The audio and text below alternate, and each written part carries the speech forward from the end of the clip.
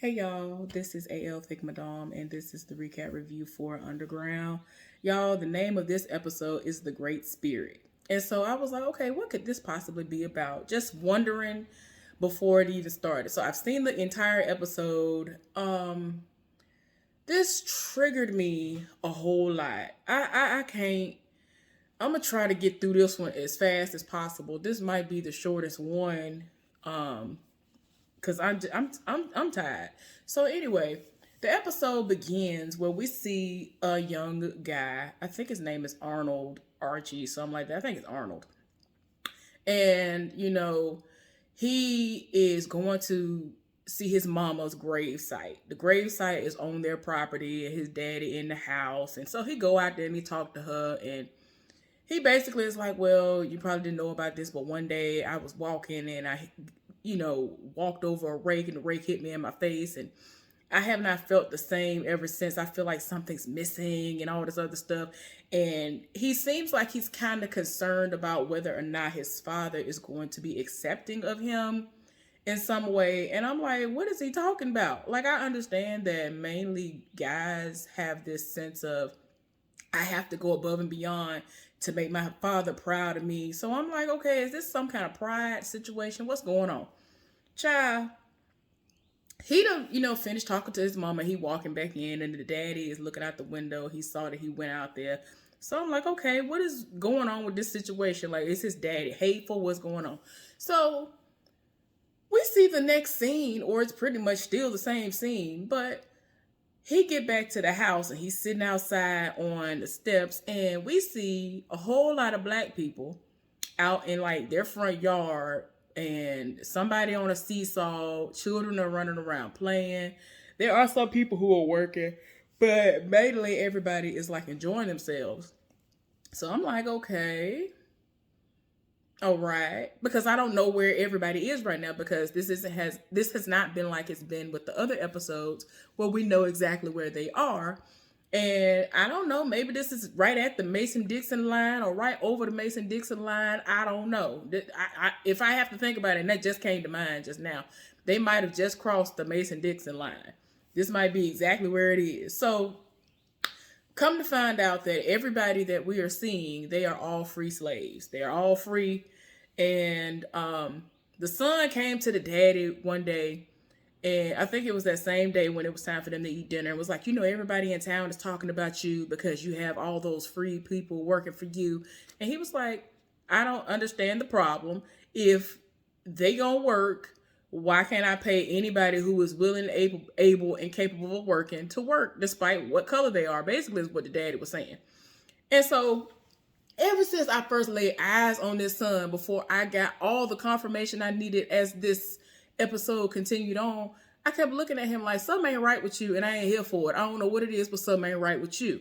So anyway, he just like doing the most. I'm just like, what's wrong with him? So anyway, the daddy is how can you say it? Is he like a blacksmith or something like that? Like he's working with a lot of metal and all this other stuff. You got to put it in the fire and the irons in the fire and create stuff. So this is what he's doing. And what he's doing in this moment is he is the one who's putting some irons in the fire, and I guess he's creating some chains or something, working on something in that particular moment. But because it's olden times, as some people would like to say, you got to have somebody who's going to pull something and it's going to basically fan the flames to kind of help the heat stay where it needs to be, because it needs to be hot.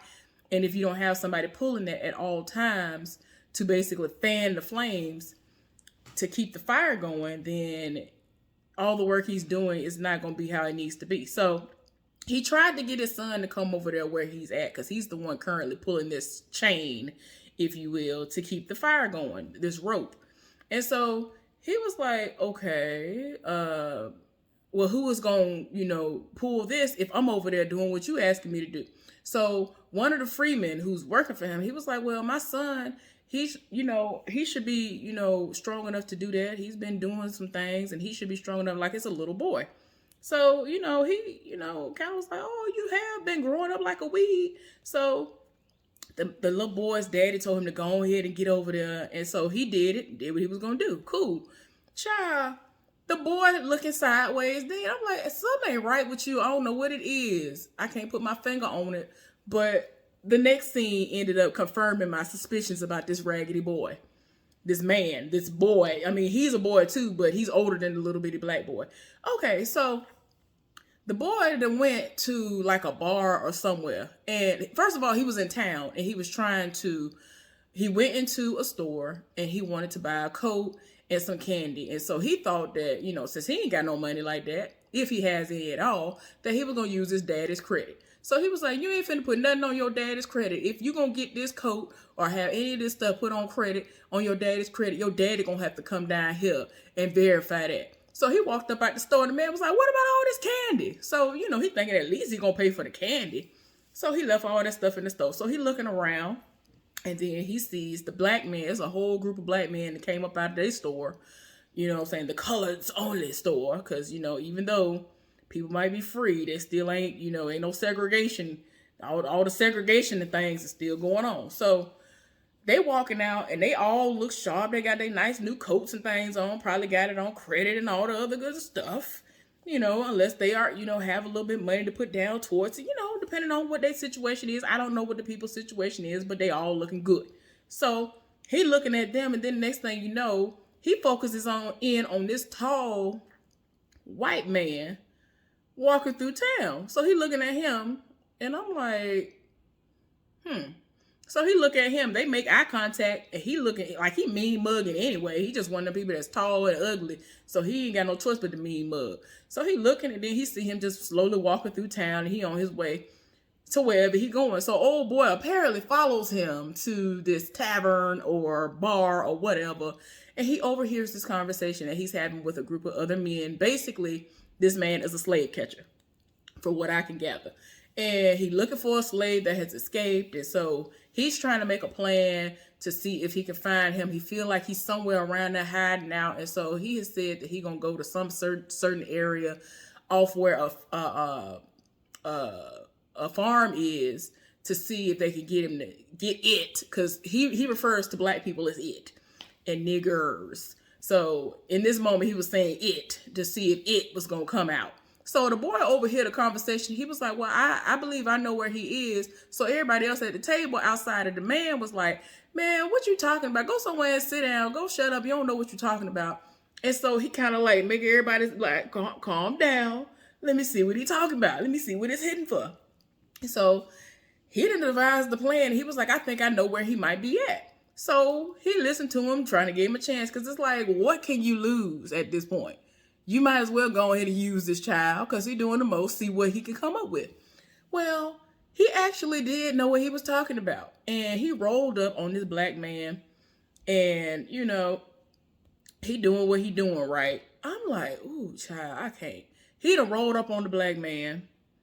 And let me make sure I'm not ahead of myself because I might be ahead of myself. Am I ahead of myself? Yeah, I'm a little bit ahead of myself. So I'm going to put a pin in there for the moment. But okay, so the little black boy who was taking over his job in that moment to help fan the flames, he went into the woods and he was like, what are you doing out here? And he was at the well. And so he was like, nothing. He looked like he was just playing around on top of the well, just walking around and all this other stuff. He was like, no, you were doing something before I got here. What were you doing? And so he saw like this like pack of matches. I was like, what are they? I had to do the striking thing to figure out what the word was. He had a pack of matches, right? And he was like, no, what were you doing with these? Show me what you were doing with these.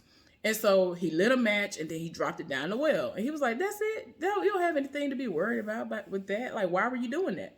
And so he was like, well, I'm trying to see the great spirit that your father talks about all the time. And when he lights the match, he's not understanding why the light doesn't continue. So he keeps on lighting these matches, expecting for it to make it all the way down to the bottom and still be lit. So this fool go tell this boy, well, you're doing it wrong. You can't expect for that to happen because you have to be there with it to make it happen. I was like, what? He was like, you have to, basically was telling the little boy, he got to go with it You can't just drop it. You got to protect it. This is what he was saying. You got to protect it. So that's the only way it'll stay alive. That's the only way you'll see that great spirit. Child, that boy lit that match and stepped 1 foot. I was like, if Arnold lets this boy walk off this thing and drop down into this well, I'm gonna know something. And I really feel like this is a well that ain't even being used no more. In my mind, I don't know why, but I was like, I feel like this is a well that ain't even got no water in it no more. What is we doing? The boy stepped off, and at first we didn't hear nothing because it was the way that they wanted it to come off. Then we hear the boy screaming. I'm like, oh, this boy done broke legs and everything else. What is going on? So later on, they show us that his daddy, Arnold's daddy, done made a leg brace. The boy done broke a whole leg. And he was like, the daddy was in there. His daddy, the little boy's daddy, was in there with him and all that. He was like, oh, well, this brace should be able to help him. He has to make sure he keeps it still so that the bone will grow back. It needs to stay as straight as possible. And so the little boy was like, well, what if it doesn't work? And, he's encouraging him, and he starts talking about that great spirit again. He was like, do you feel it? He was like, yes, sir, I do feel it. And I'm like, whoo, child. And like, the son has talked to the father, and he doesn't feel the same way his daddy feel. And he was like, what if I never feel this spirit that you're talking about and all this other stuff? And he was like, you are your mother's child. I have the spirit that I feel within. I have this great spirit because of your mama. If it wasn't for your mama, like his mama, apparently his mama was everything. The wife was everything. I don't know what she passed away from, but she's no longer with them. And that man, he seems like a saint at this point, the daddy. So he was like, you ain't got to worry about that. You'll feel it one day. And so he was just like, but what if I never do? And he was just like, it'll happen. And I feel like the daddy had a sneaking suspicion that something was off with his son, but he couldn't put his finger on it quite yet. So anyway, fast forward to what I was talking about, y'all. So anyway, this fool has found the slave. Not only did he find the slave, it's a black man who had a baby with him. So he tried to make it seem like he could be trusted. And he was like, please don't hurt him. Don't hurt him. This is my son, whatever. Man, he done knocked the man out. The baby cried. I'm like, how dare you? So as soon as he knocked him out, he yelling to them, I found him. I found the nigger. I found him. I told you I found him. So all the people who was with the man that he followed to the tavern, they all came out, and the man. And so he was like, you were right. You did good. So they ended up taking the man, and he was there holding the baby. So I'm like, boy, what are you holding this baby for? And so the man was like, don't let it fool you. When they that young, they'll fool you. They'll make you think they something else. And he was like, why do you call it it? And so he was like, give me the baby. And he was like, what are you going to do with the baby? He was like, oh, I'm going to show it off just like I'm going to show his daddy off. I guess he go put him on the auction block. Tired of my spirit. So he was like, why do you call it a it? He was like, what's wrong? I mean, I don't understand the problem. What's wrong with calling it it? Like, he don't call black people. They never considered us to be humans. They call us what we were supposed to be, 3/4 of a human or something like that, y'all. My mind is, whatever. So we were never really even considered to be humans to all these racist people here in America or anywhere else who sees our skin, and we are completely different from them skin wise. And we have a lot of other advantages, and they are jealous of that. And it's sad. So anyway, y'all, he done paid him. Child, this fool went back to the store. And so he was there. He was like, what, you back for your candy?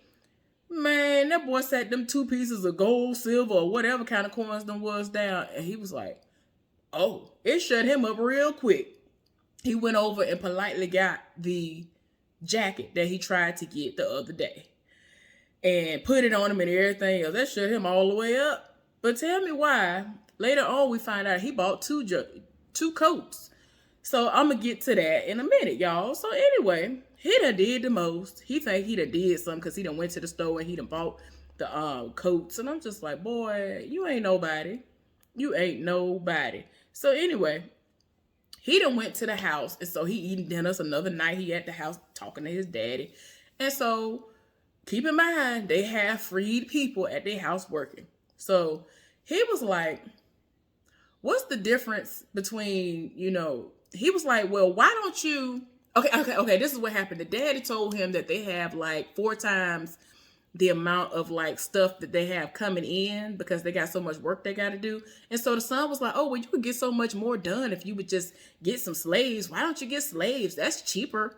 That's cheaper. You can get a whole lot more done with more people. And he was like, what are you talking about? We are not that type of family. So he was like, but I mean, it makes sense. You would spend a whole lot less money and all this other stuff. He was like, that ain't what we do. And he was like, how dare you fix your mouth to say that? You see the foods you eating right now?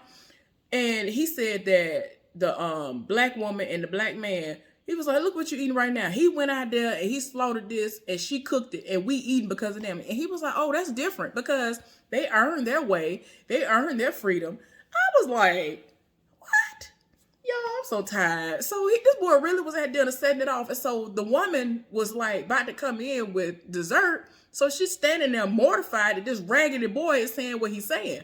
So he was like, I don't understand. I feel like the people who are running away, the niggers that are running away, they are animals and they are supposed to do that. If you are free, then you are supposed to be free. If you're not free and you're in chains, then that means that you're just supposed to be in chains. I'm like, what? The daddy looking like, oh no, who is this? So he was like, you are my son and you are your mother's son. One day, hopefully you will get that spirit and you won't be like this, child. So the woman was like, oh yeah, it seems like a perfect time for pie.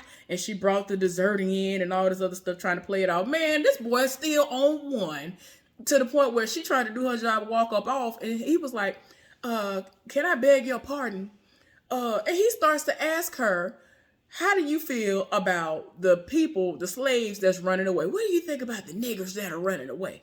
And so, because he was like, you're free, right? You and this man, y'all are free, right? So she was like, yes, we are. And so then he starts asking what you think about the niggers that are running away. And then, like, the daddy was like, Arnold, like, it just got to the point where she was going to try to respond carefully. But the daddy told her, thank you, that'll be all. Thank you for all you've done. And so the son was like, yeah, thank you. And so I think I got some understanding. Now I'm like, oh no, you done went off. So tell me why, after this exchange happened, the father apparently like lost his appetite and it should be time for everybody to be asleep. So he out in the area where he normally does what he does work-wise. And so he out there by himself now. Keep in mind, you're supposed to have somebody there with you that's going to pull that rope and help the fire stay the way it need to stay.